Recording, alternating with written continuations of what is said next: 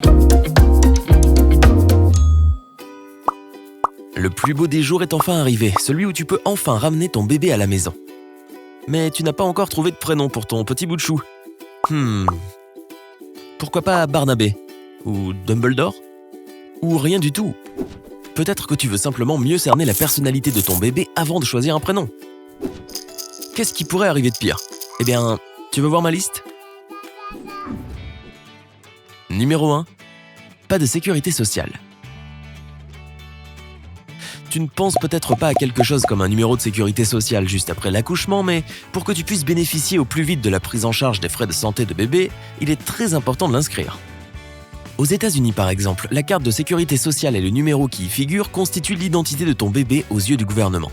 Sans cette carte, ton enfant ne pourra pas légalement trouver un emploi un jour, ni bénéficier de la sécurité sociale pour sa retraite. Ne pas donner un nom à ton enfant va créer beaucoup de problèmes pratiques, y compris juridiques pour lui à l'avenir. Numéro 2. Pas de permis de conduire ou de carte d'identité délivrée par le gouvernement. La plupart des parents n'aiment pas l'idée d'imaginer leur petit au volant, surtout quand ce dernier n'a que 4 jours. Mais le permis de conduire est tellement important pour être autonome dans la vie. Ton enfant devra être capable de conduire pour se rendre à son travail, à la fac, à la maison, etc. Or, sans prénom légal, il ne sera pas en mesure d'obtenir un permis délivré par le gouvernement. En plus, beaucoup de personnes utilisent leur permis comme pièce d'identité officielle. Pense à toutes les occasions dans la vie où l'on te demande ta carte d'identité. Sans ça, ton enfant ne pourra jamais ouvrir de compte bancaire, ni faire de gros achats, entrer dans le système juridique. Et la liste est très longue. Numéro 3. Pas de possibilité d'acheter une maison ou une voiture à l'avenir. Tu vois ce compte bancaire et les gros achats que je viens de mentionner? Eh bien, ton enfant aura besoin d'un compte bancaire classique une fois adulte pour acheter une maison et une voiture. Une vérification du nom et de l'identité devra être associée à son compte bancaire. En plus, sans prénom, il ne pourra pas demander un prêt pour financer un achat. Numéro 4. Pas de passeport. Ton enfant ne va pas pouvoir partir à la découverte du monde.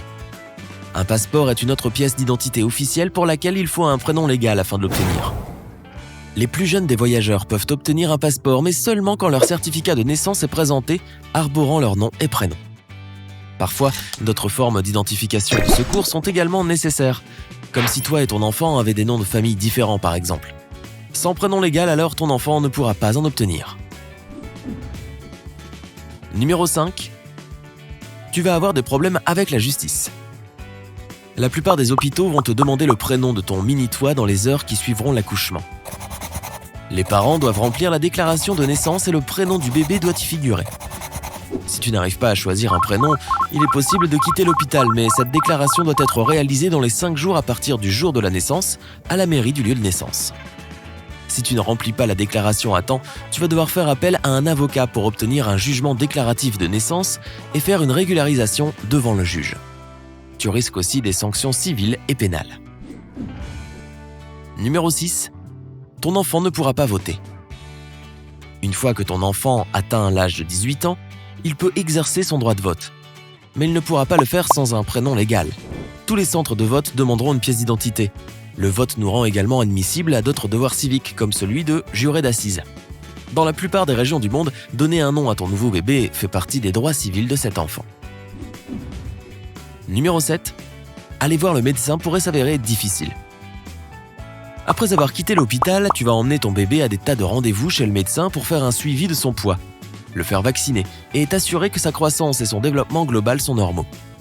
Le secrétariat médical va te demander de remplir plusieurs documents et ils voudront des papiers de l'hôpital, dont le certificat de naissance de ton petit bout. S'il n'y a pas de prénom dessus, cela va causer beaucoup de problèmes pour les dossiers médicaux de bébé. Ton enfant aura besoin de son carnet de santé et des rapports médicaux à l'avenir, y compris pour l'école. Ce qui m'amène à... Numéro 8. Ton enfant a besoin d'un prénom pour l'école. Ton enfant doit avoir un prénom pour fréquenter une école publique ou privée. Pour l'inscrire à la crèche ou à la maternelle, tu auras besoin d'un certificat de naissance. C'est l'un des documents les plus fréquemment demandés par les écoles pour vérifier l'identité de ton enfant. S'il n'y a pas de prénom sur le certificat de naissance, alors pas d'inscription. L'école voudra aussi les dossiers de vaccination du cabinet médical. Mais si un prénom n'a pas été donné, alors le dossier médical de ton enfant pourrait être plus difficile à retracer. Numéro 9. Se marier sera compliqué. On ne va même pas chercher à comprendre comment un enfant réussirait à construire des liens sociaux sans prénom. Disons que d'une façon ou d'une autre, ton enfant ait réussi à vivre sa vie pendant des années sans prénom. Peut-être qu'il répond simplement à « Coucou toi ». Un jour, il ramène son partenaire à la maison et t'annonce qu'ils veulent se marier. Un dossier de mariage est obligatoire pour se marier et il faut fournir des éléments comme une pièce d'identité avec un prénom légal dessus. Sans un dossier de mariage complet et valide, le mariage ne va pas être reconnu par le gouvernement. Cela pourrait priver le couple de certains droits à l'avenir. Numéro 10. La déclaration d'impôt sera encore plus difficile qu'elle ne l'est déjà. Aux États-Unis, certains États exigent un numéro d'identification légale ou un numéro de permis de conduire afin de transmettre par voie électronique les déclarations de revenus. Si tu vis dans l'un de ces États et que tu n'as pas de pièce d'identité délivrée par le gouvernement parce que tu n'as pas de nom, tu pourrais ne pas avoir de chance. Et puis de toute façon, si tu n'as pas de prénom, tu n'as probablement pas d'emploi légal reconnu. Les autorités fiscales se soucient de ton prénom. Numéro 11. Comment vas-tu appeler ton enfant ? Au-delà de ce problème pratique évident, notre prénom est l'une des plus grandes parties de qui nous sommes. C'est notre fondation. Dans certaines parties du monde, les parents ne choisissent pas un prénom pour leur bébé. Les enfants ont le droit de choisir le leur quand ils sont assez grands. Sans prénom, un enfant peut avoir un sens de soi sous-développé. Le fait de ne pas avoir de prénom ne crée pas seulement des problèmes pratiques, mais aussi des problèmes émotionnels. Numéro 12. Quand on décide d'un an plus tard, c'est très compliqué. Disons que tu quittes l'hôpital sans donner de prénom à ton bébé et que tu trouves le prénom parfait des jours, voire des semaines après ton retour à la maison. Ajouter le nom au certificat de naissance une fois que tu as quitté l'hôpital peut être un processus long et coûteux. Si un nom n'a jamais été ajouté à l'acte de naissance, il se peut que l'hôpital ait simplement inscrit bébé garçon ou bébé fille. Ou Barnabé. Non, pas ça. À la place du prénom. Du coup, tout devra être modifié. L'officier d'état civil devra être informé, ainsi que le cabinet médical. Tu auras tout un tas de paperasses à remplir et de démarches à faire. Numéro 13. Les problèmes d'assurance peuvent être difficiles sans prénom. Ton bébé a besoin d'un prénom pour que tu puisses l'ajouter à ta police d'assurance actuelle, ainsi que d'autres renseignements. Plus tard dans la vie, si tu as besoin d'obtenir un type d'assurance maladie émise par le gouvernement pour ton enfant ou une assurance complémentaire, un prénom est absolument nécessaire. Surtout si tu as une situation familiale unique ou complexe. Donner des prénoms aux enfants rendra le processus pour obtenir l'assurance maladie de chacun beaucoup plus facile. C'est aussi utile quand chaque enfant reçoit une carte d'assurance maladie. Ça aidera les parents à éviter la confusion. Numéro 14. Les prénoms aident les enfants à tisser des liens sociaux et aident les parents à repérer d'éventuels problèmes précoces.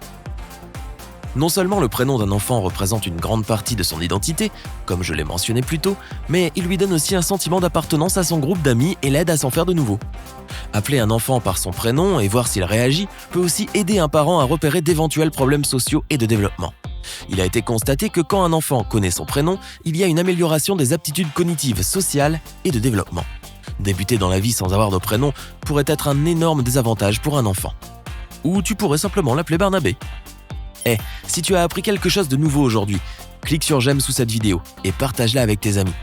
Voici d'autres vidéos que je pense que tu pourrais apprécier. Il suffit de cliquer à gauche ou à droite, de prendre la vie côté sympa.